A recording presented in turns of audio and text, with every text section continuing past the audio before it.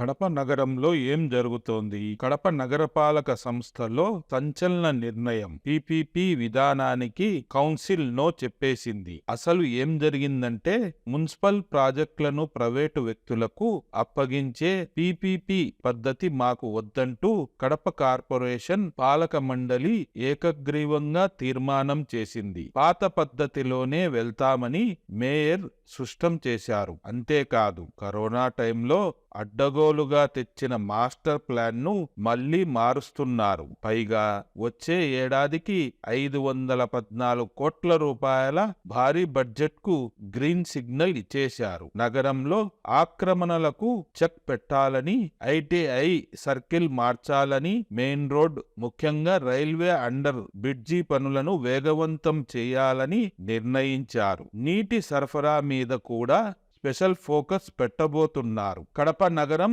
కొత్త రూపం దాల్చబోతుంది. మరి ఈ నిర్ణయాల మీద మీ అభిప్రాయం ఏంటి? కామెంట్లో తెలియచేయండి. మరిన్ని లేటెస్ట్ అప్డేట్స్ కోసం ఇప్పుడే మన ఛానల్ను సబ్స్క్రైబ్ చేసుకోండి.